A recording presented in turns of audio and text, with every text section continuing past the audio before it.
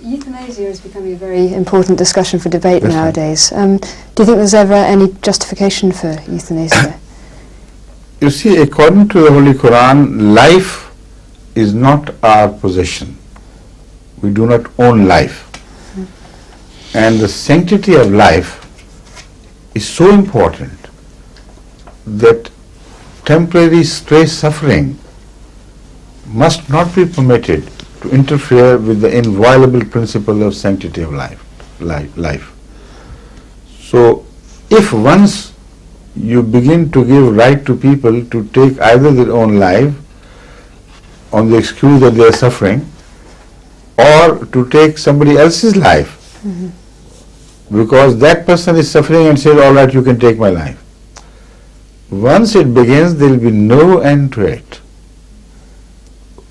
Then other things will follow. And all the sanctity of the life we fully, strictly impose here in our laws, man-made laws as well, will go overboard. It will be, result in chaos. The question is, suffering can be relieved to a degree by man through drugs and other things. If you can't relieve a person beyond that, then suffering is a means of bringing death. Now, let God do it by His law. A few moments more or a few moments less do not matter as compared to the price you have to pay once you begin to take decisions into your own hands. So if the suffering increases, that suffering also causes unconsciousness, because the threshold of different people is different. So in some cases it doesn't happen so quickly as you expect, or doesn't happen as quickly as in some other people's cases.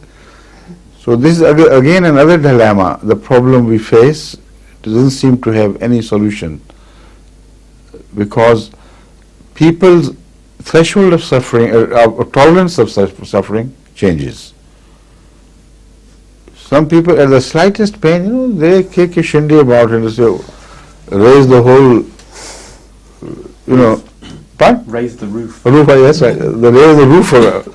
In Urdu we say to raise the heavens. So we didn't have roofs. I was undecided between the two. That's why I hesitated. And at least they kick a shindy, if nothing else, if not the roof. While some suffer so patiently, to such a degree, that it's unbelievable. Only when you go through that experience yourself, then you know how the disease was punishing. So it all depends. Now, whom will you permit at what level? How will you know? The inside story. How can you project yourself into the mind of a person and judge really this has gone beyond the normal level of suffering? So we shouldn't interfere in these things. Also, maybe some people suffer as a result of, this is God punishing them maybe. I mean, sometimes suffering is not meant to be pain. You mean those who watch them, they suffer? Well, maybe is it to relieve themselves that they kill the others? Yeah, maybe. What I mean to say, there's another angle to it as well. Sure, yeah. A mother suffers for the suffering of the child. A son suffers for the suffering of his mother, for instance, or a daughter for the suffering of his father. So maybe the attitude is selfish. They want to put the suffering person at rest to have some rest themselves. And these things have happened in real life, and they have been recorded in the history of legal battles, where some lawyers tried to defend such people because they thought it was done out of mercy for them. But the fact is, it could be the other way around. It could be out of mercy for themselves, They wanted to get rid of this nuisance. Yeah. So things become further complicated when you start to look at it from the other angle as well.